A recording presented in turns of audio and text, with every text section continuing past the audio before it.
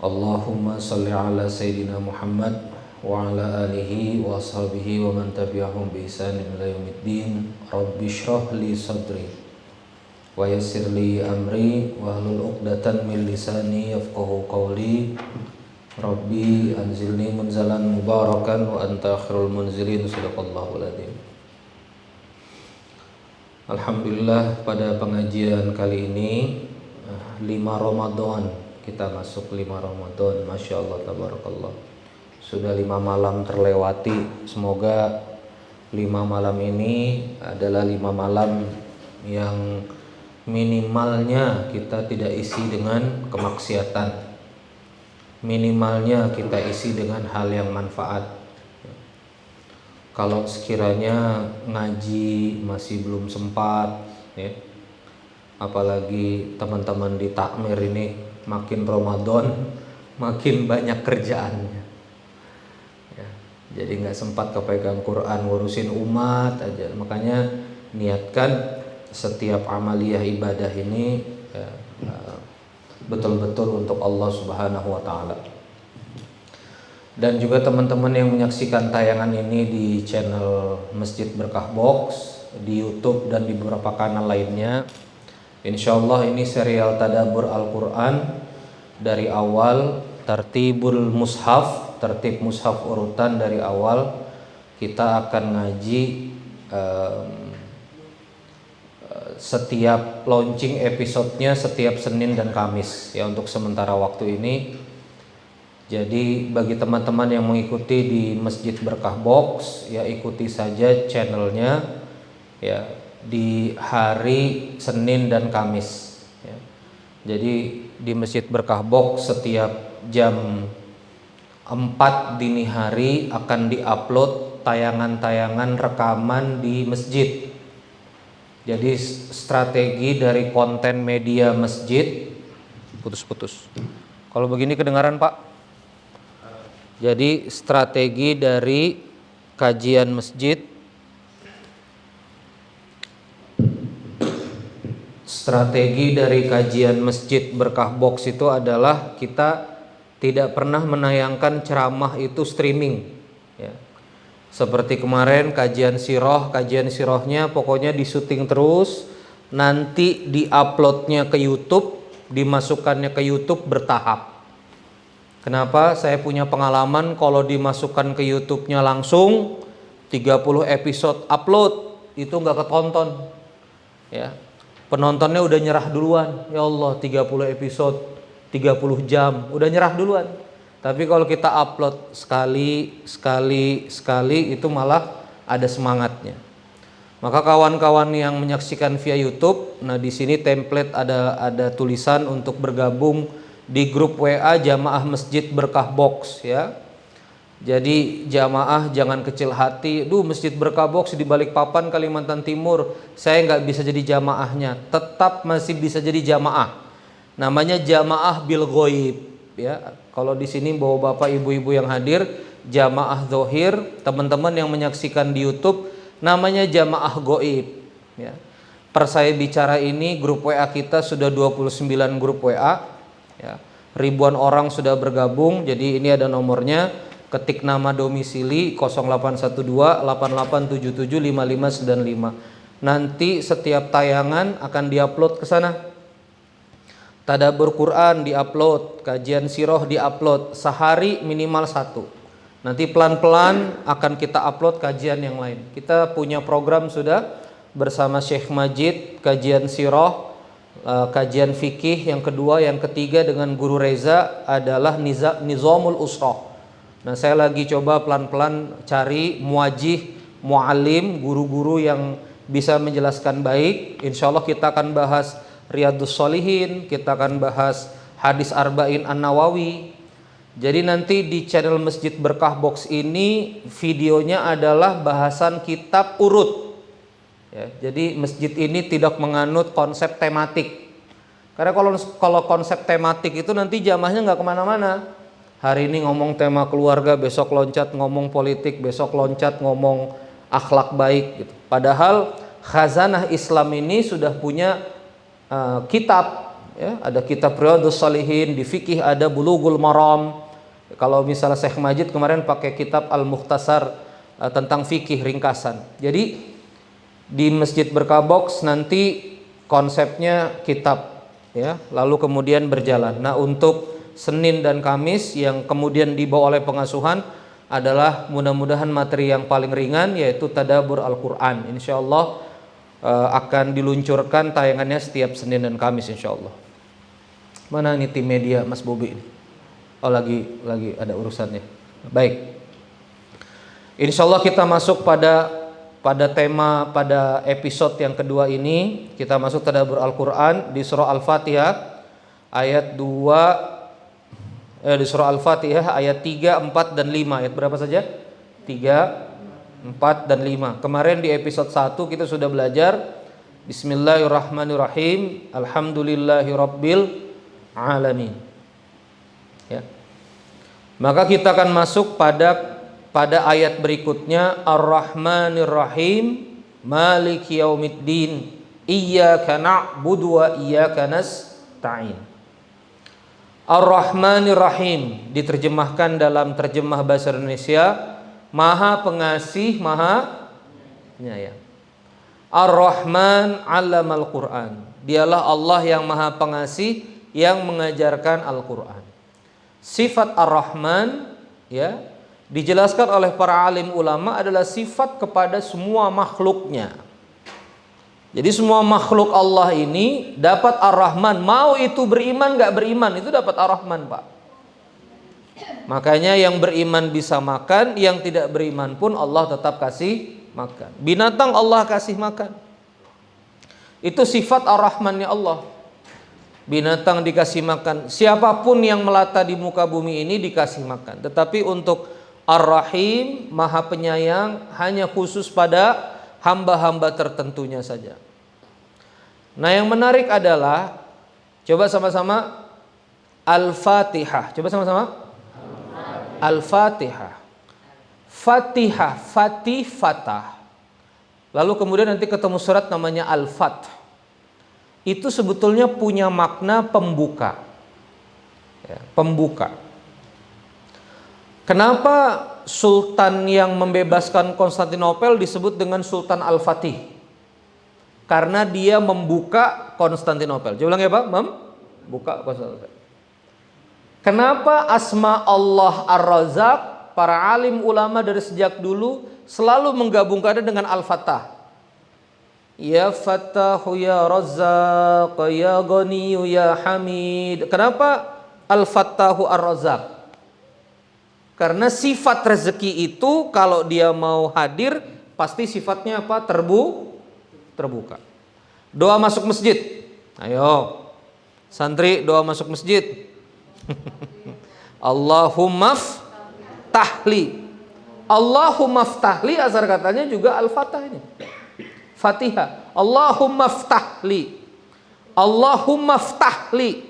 Allahumma aftahli. Ya Allah, bukakanlah pada diriku. Abwab. Abwab itu pintu. Albab pintu dalam arti jamak, pintu-pintu. Abwab. Babun itu pintu. Diserap ke dalam bahasa Indonesia menjadi bab. Bab 1, bab 2, bab 3. Maksudnya pintu ilmu.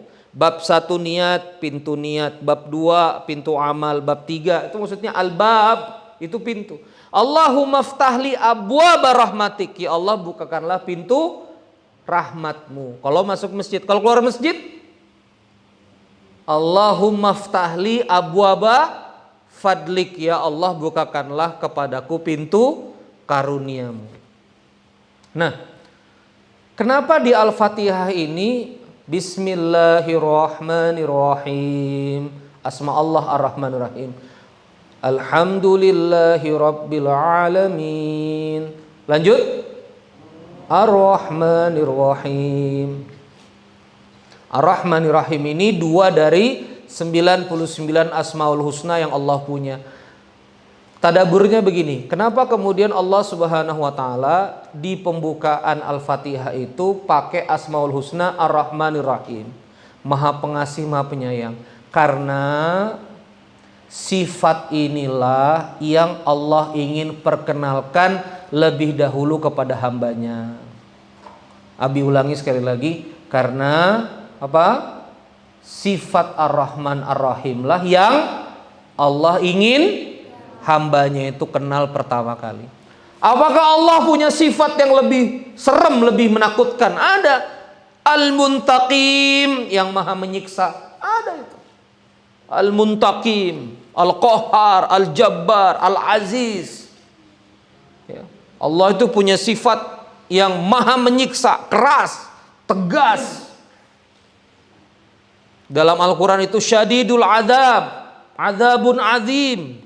Itu luar biasa artinya. Tapi untuk kalimat pembuka selalu apa? Ar-Rahman Ar-Rahim. Jadi gini ya. Ini ilmu dalam metafora dakwah. Kalau Allah ingin memperkenalkan sifat Ar-Rahman Ar-Rahimnya pertama kali kepada hambanya, maka kita sebagai orang Islam yang sudah faham, yang katanya jadi da'i, yang katanya ngurus masjid, yang katanya berislam, pertama kali sifat Islam yang harus kita kenalkan pada orang lain adalah Ar-Rahman Ar-Rahim. Santri-santri Abi nanti yang ngurus masjid, jangan nanti begitu ngurus masjid anak muda datang pakai baju kaos, ke masjid pakai baju kaos nggak sopan, udah sholat pantatnya kelihatan, gitu-gitu Pak, dimarah-marahin di tempat wudhu. Itu anak muda baru mau masuk masjid, udah horor Pak. Paham ini maksudnya? Islam gini banget ya. Namanya juga baru berdekatan dengan nilai-nilai Islam, salah-salah sikap sedikit, nggak apa-apa.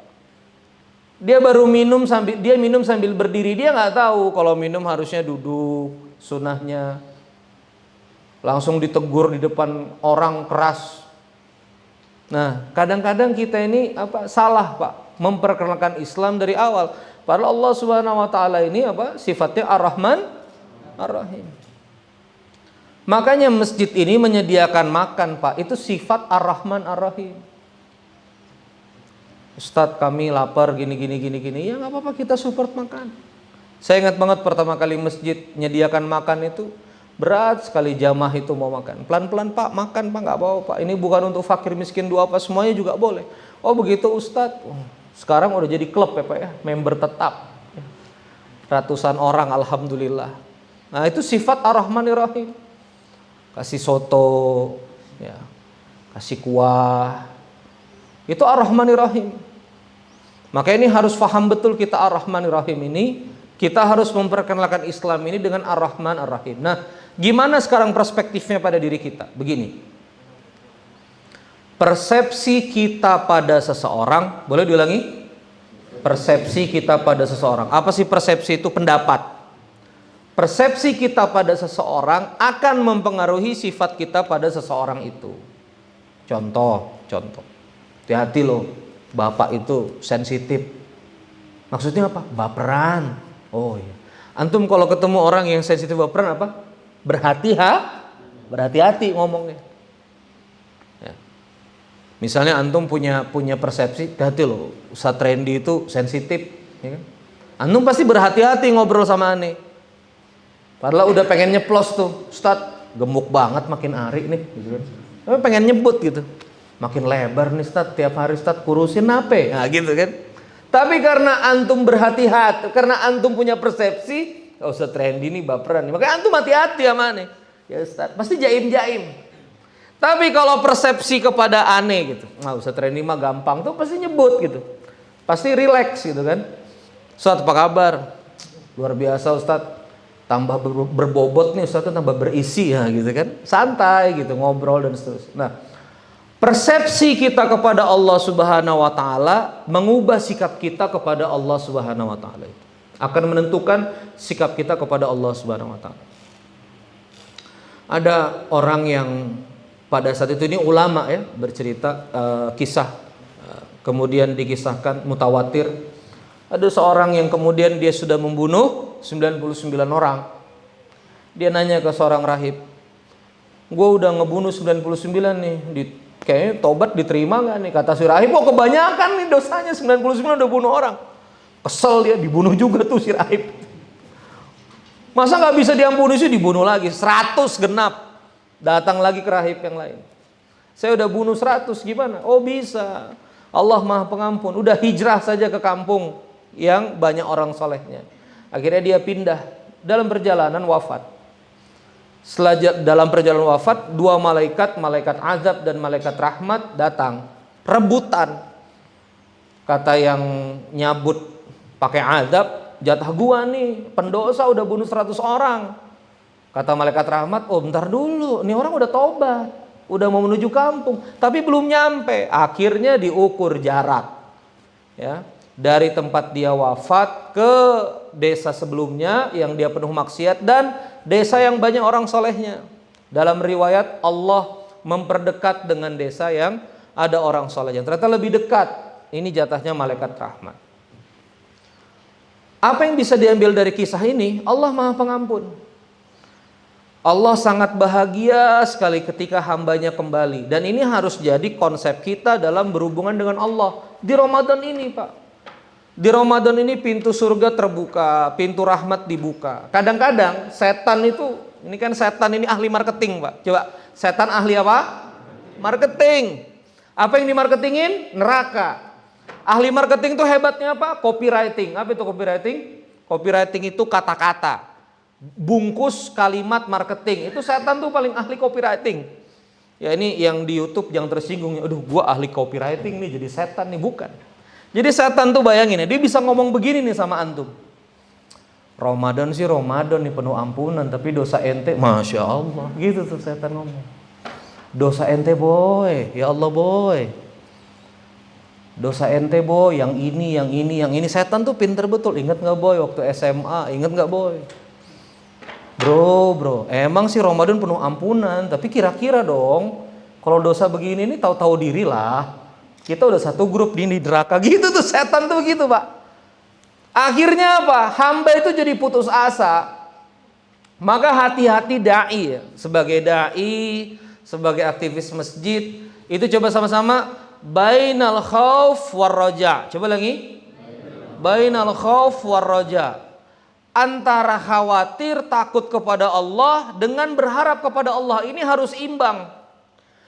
Kalau sudah merasa berdosa, ngerasa kotor dan kemudian nggak mau kembali ke masjid, akhirnya menyerah, nggak mau beriman, nggak mau beramal soleh, ini khaufnya kelebihan, harus dikasih roja, gitu loh. Kita ketemu sama teman, bro, ke masjid tuh bro, aduh bro ini dosa, Masya Allah banyak, kayaknya Allah udah bosan sama aneh.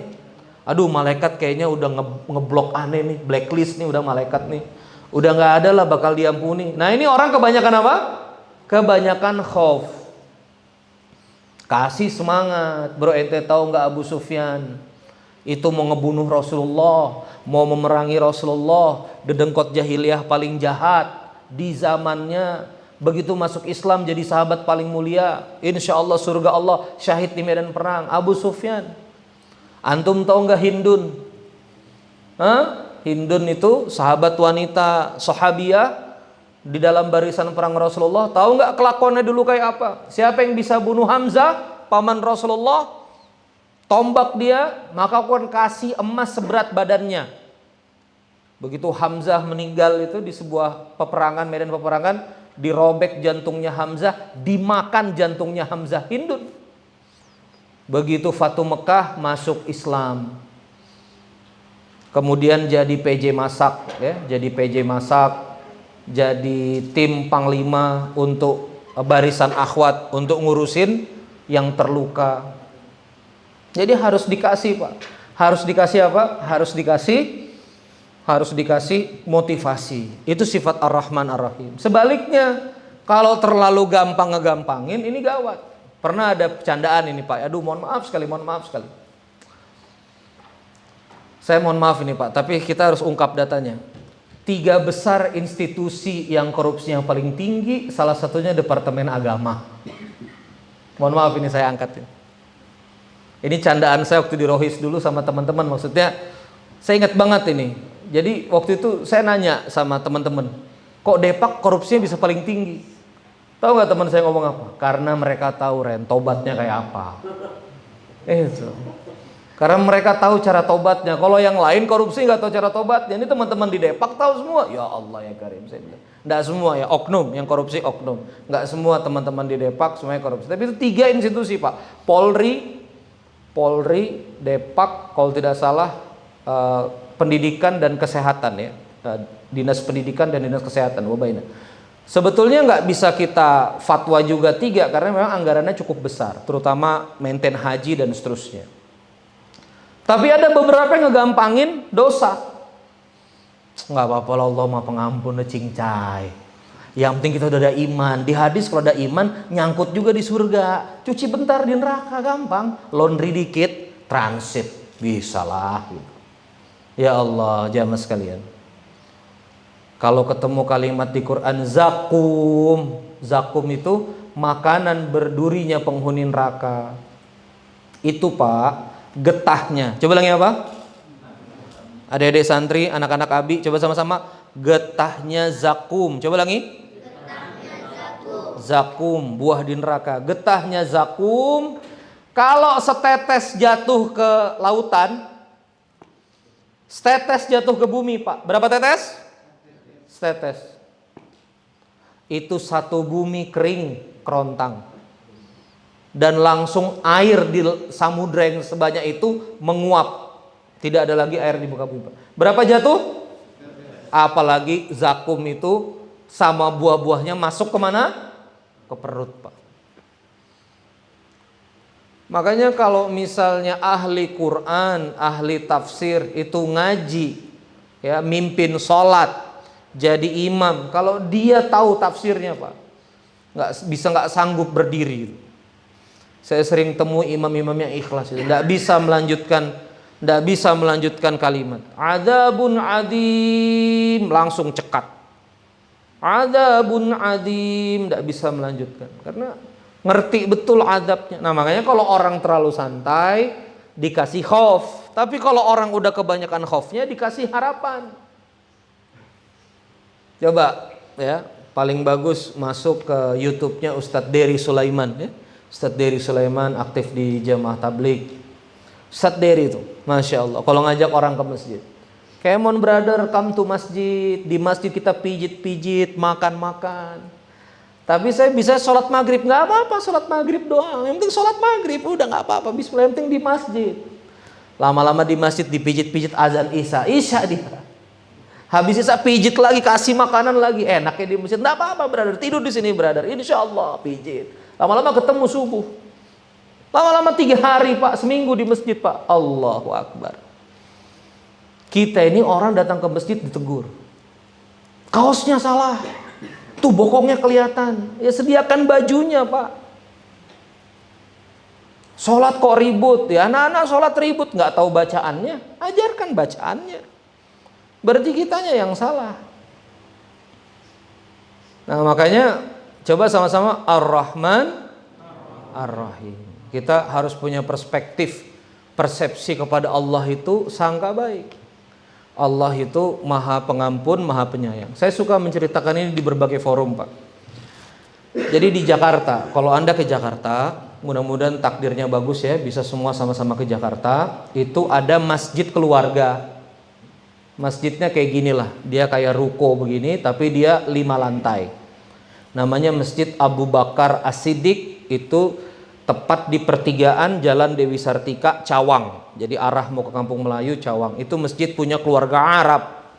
Keluarga Arab yang punya hampir 30 rumah tahfidz, hampir punya ribuan santri ya.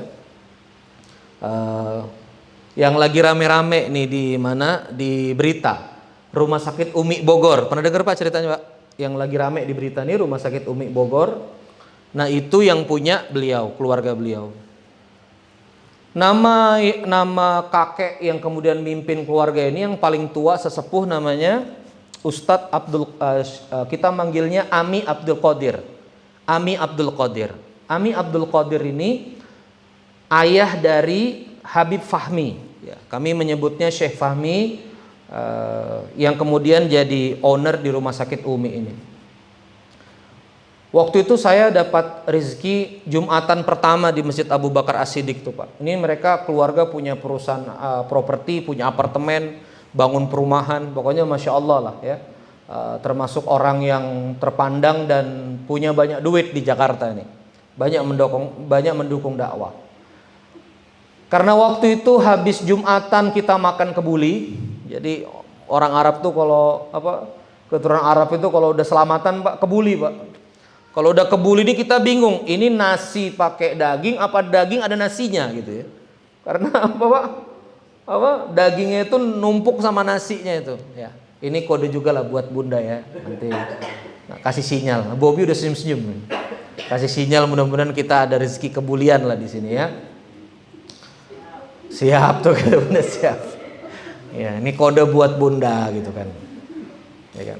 Nah, akhirnya karena saya tuh makan banyak Pak. Saya udah kalau ketemu kebuli Masya Allah nggak bisa stop.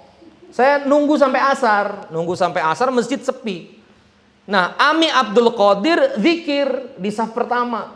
Wah, ini kan tokohnya nih tadi, Ami Abdul Qadir. Kok bisa punya anak kayak Habib Fahmi Soleh, punya cucu-cucu hafal Quran soleh, saya deketin. Ami, minta tips amalan Ami, gimana supaya sukses dunia akhirat. Dibisikin Pak. Saya udah siap nyatat nih zikirnya apanya. Apa dia bilang? Husnudzon billah. Bersangka baik pada Allah. Husnudzon billah, sangka baik sama Allah. Karena pikiran kita maunya apa, Allah maunya apa. Tundukkan pikiran pada keinginan Allah. Kita nggak tahu Allah inginnya apa. Nah, salah satu yang bisa memunculkan prasangka baik kepada Allah itu adalah harus meyakini Allah itu apa? Ar-Rahman Ar-Rahim. Harus meyakini Ar-Rahman Ar-Rahim. Apakah kami di dakwah ini banyak ketemu nggak ideal Pak? Banyak juga. Kok kejadiannya begini? Unit dakwah kami di sini kejadiannya begini. Kok kejadiannya begini? Kok anu? Ya sudah, kita meyakini pasti Allah Maha Pengasih Maha Penyayang menuntun kita untuk jalan terbaik. Udah yang dipegang itu aja. Pegang aja itu. Makanya ini penting betul. Ar-Rahman Ar-Rahim. Berikutnya, Maliki Yaumiddin. Coba. Yang kemudian menguasai, memiliki ya. Yaumiddin. Coba lagi. Yaumiddin. Terjemahan bahasa Indonesianya apa itu? Yang menguasai hari pembalasan. Al-yaum, hari. Ad-din. Coba sama-sama. Ad-din. Itu sebetulnya asal katanya dayin. Dayin itu hutang. Kenapa? Karena kita itu hutang sama Allah, kita mesti bayar pakai taat pada dirinya. Makanya ad-din, peraturan, itu disebut juga agama. Dinul Islam. Coba lagi. Ad-din al-Islam. Dinul Islam. Agama Islam. Din. Apa maksudnya yaumaddin? Hari tegaknya din. Contoh begini. Apa kata agama ini tentang orang yang kemudian korupsi misalnya? Balasan dari sisi Allah. Apa balasan bagi orang yang kemudian mendustakan Allah? Azab yang sangat pedih. Tapi di dunia ini terjadi nggak Pak azab itu Pak? Bisa jadi nggak kelihatan. Ustadz, itu mereka bermewah-mewahan bisa aja sampai mati kayaknya happy-happy aja. Saya nih beriman sulit. Oh tenang, karena nanti ada yaumaddin. Coba lagi. Ada apa? Ada hari di mana semua peraturan Allah, semua konsekuensi, semua apa yang Allah janjikan tegak. Itulah namanya apa? Yaumaddin. Dan itu Allah yang menguasai. Nah, maka jamaah di Al-Fatihah itu setelah Ar-Rahmanir-Rahim, Ar-Rahmanir-Rahim, Maliki Yaumiddin. Setelah Ar-Rahmanir-Rahim, kita harus masuk pada Maliki Yaumiddin. Allah yang menguasai segala sesuatu termasuk hari pembalasan. Dan ini pembuka Pak, ini akidah. Kenapa harus Maliki Yaumiddin Pak? Karena biasanya kita itu tunduk sama yang berkuasa. Kita itu tunduk sama yang menguasai. Kalau kita kerja di perusahaan, kita akan tunduk pada bos kita. Kalau kita di sebuah instansi, kita akan tunduk pada dirjen, eselon, ketua dinas. ketua instansi. Kalau di kampus bisa jadi dekan, bisa jadi rektor. Nah, di alam semesta ini ada yang coba sama-sama Maliki Yaumiddin. Allah Subhanahu wa taala. Maka itulah ketundukan kita. Rektor boleh berkuasa, ketua instansi boleh berkuasa, ini boleh berkuasa di zonanya, tapi ada yang berkuasa dari ini semua adalah Maliki Yaumiddin. Maka Ar-Rahman Ar-Rahim adalah roja, harapan. Sekali lagi, Ar-Rahman Ar-Rahim adalah roja. Maliki Yaumiddin adalah khauf. Maliki Yaumiddin adalah apa? Khauf. Jadi kepada Allah ini mesti dua sayap, Pak. Itu kata alim ulama. Ada sayap harap, ada sayap optimis, ada sayap takut. Ya Allah, nggak sanggup ya Allah kalau neraka ya Allah. Ya Allah, bigori hisab, jangan sampai di laundry di neraka. Azab yang paling ringan di neraka, semata kaki dicelup ke cairannya api neraka. Dicelup. Ini kalau anak-anak mikirnya, nyelup doang, gitu ya. Mata kaki doang nyelup, cincai. Tapi nyelup mata kaki, Pak, meledak otak. Nah, gimana? Siap? Celup mata kaki, mendidih otak meledak. La haula wala quwwata illa billah. Jangan, Pak. Ini saya ketemu di lapangan, nggak tahu ngajinya gimana. Nggak apa-apa, yang penting iman di hati nih. Cuci dikit di neraka. Ketemu juga kita di surga. Ya Allah, jangan, Pak. Belum tentu sanggup kita. Dan ia kalau beriman sampai mati. Kalau kena dukun, kalau kena syirik, kalau kena kerja sama-sama jin, mati kafir. Mati syirik, belum sempat bertobat, mati di akhirat nggak dapat ampunan. Nggak ada yang bisa jamin. Makanya kalau bisa kembali sekarang, kembali sekarang. Terakhir, iyyaka na'budu. Coba ulangi. Iyyaka na'budu wa iyyaka nasta'in. Iyyaka, engkaulah, na'budu, kami menghamba, wa iyyaka, dan engkaulah, nasta'in, kami meminta. Di Quran standar surah Az-Zariyat ayat 56 halaman 523, surah Az-Zariyat, a'udzubillahi minasyaitonirrajim, wa ma khalaqtul jinna wal insa illa liya'budun, wa ma khalaqtul jinna, dan kami tidak menciptakan jin, wal insa, dan manusia, illa liya'budun, kecuali jadi budakku, kecuali jadi hambaku, kecuali jadi suruhanku. Iyyaka na'budu wa iyyaka nasta'in. Harus sadar, sebelum meminta jadi hamba dulu yang baik. Harus sadar, di dunia ini adalah tugasnya jadi hamba. Saya jemput Kiai Lukman ke Bandara Kertajati. Setelah sampai di bandara, kami masuk ke retail mart, kami beli makanan. Karena Pontianak nggak ada ke Bandung, landingnya di Kertajati. Kertajati itu 1 jam ke Cirebon, 3 jam ke Bandung. Jadi saya naik mobil, jemput di Bandara Kertajati. Guru kami Kiai Lukman. Dibelilah roti, ya, coklat, dibelilah coklat batangan, saya sebut saja sari roti Silver Queen gitu ya, dimasukin. Lalu kemudian kami jalan. Di belakang ini sekretaris beliau, Bang Ozi namanya. Ozi, saya di depan nyetir, Kiai di depan. Dalam perjalanan Kiai Lukman minta coklat. Maksudnya minta coklat apa? Silver Queen. Tapi Bang Ozi ngasih roti coklat sari roti. Saya nenggur Ozi. Zi, bukan roti coklat. Itu Silver Queen. Apa kata Kiai Lukman? Udah Ren, jangan. Berarti saya sebagai hamba pada malam hari ini Allah ingin memberi saya rezeki roti, bukan coklat Silver Queen. Biar coklatnya besok, karena rezeki saya malam ini berarti roti. Bisa begitu, Pak. Bisa begitu mikirnya.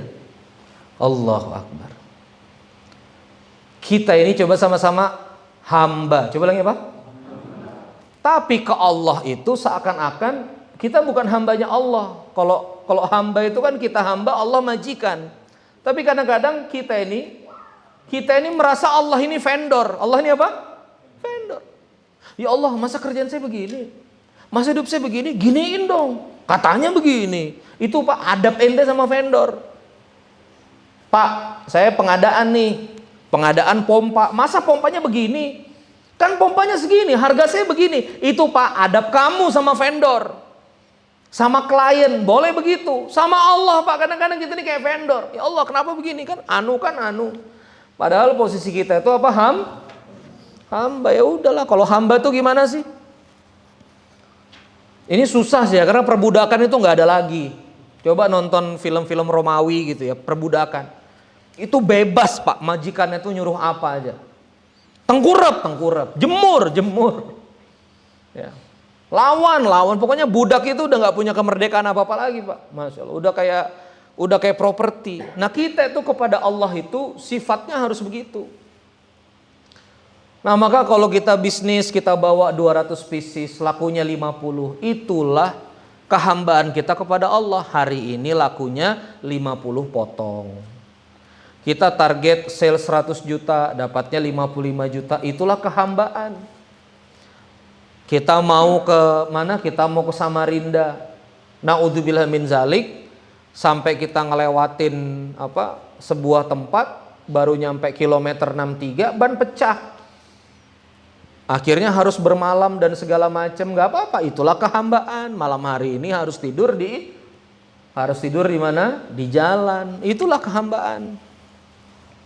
Saya nggak mau cerita ya, tapi ada satu jamaah curhat sama saya. Bro, nggak apa-apa nih di Masjid Berkah Box nih, nggak apa-apa, kata dia. Terus akhirnya saya tanya lagi mendalam, beneran bro nggak apa-apa? Ini kita fasilitas kurang, nggak apa-apa.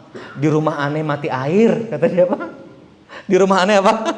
Mati air. Satu komplek mati air. Itulah kehambaan dari Allah. Emang lagi dimatiin, udah nggak usah protes.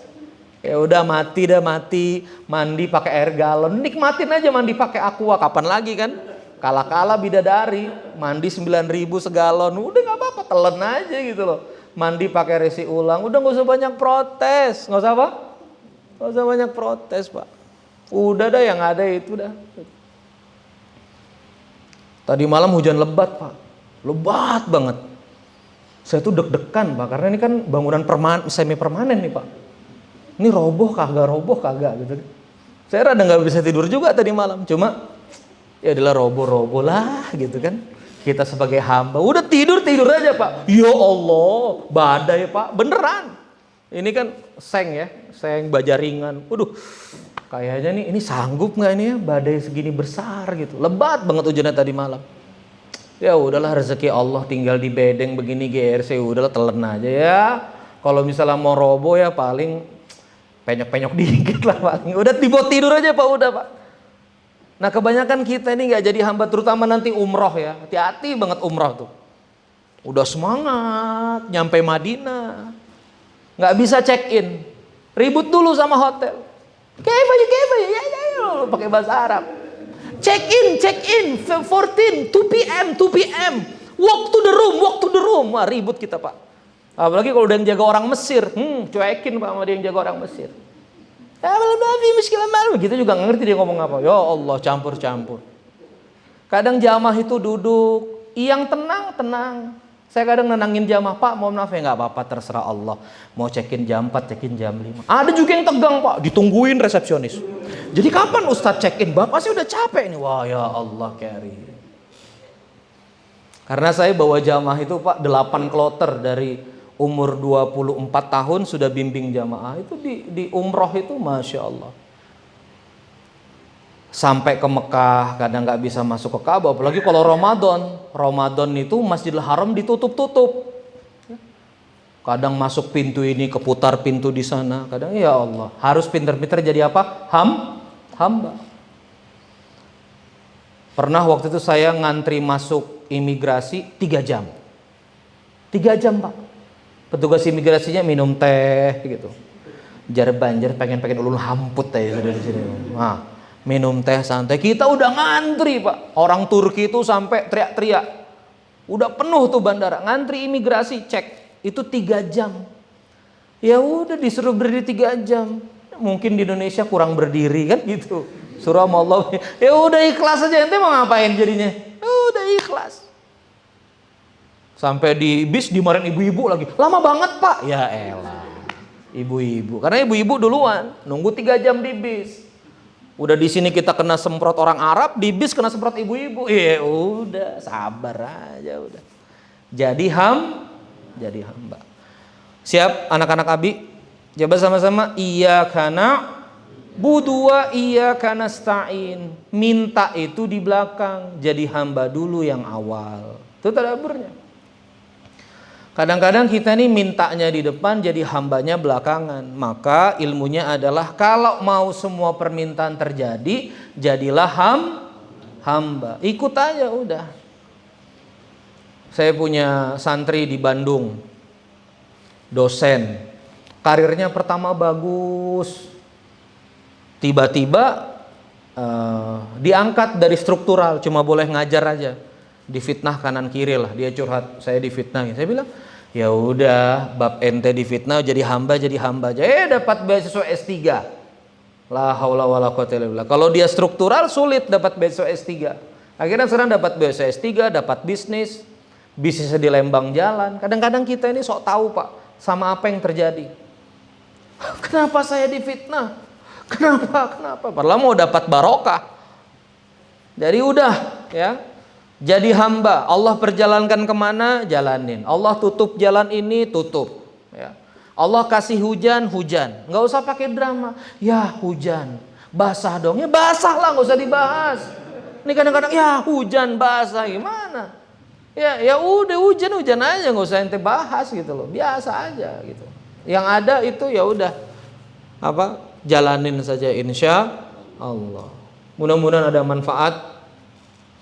Teman-teman yang menyaksikan tayangan ini semoga ada manfaat ya. Semoga bisa istiqomah satu hari satu video belajar lewat Masjid Berkah Box. Kami mengundang kawan-kawan untuk join grup WA dan insya Allah nanti ada bumper in, bumper out, ada informasi tentang wakaf, ada informasi tentang infak ya. Silahkan kawan-kawan dimanapun berada tetap bisa berkontribusi untuk Masjid Berkah Box.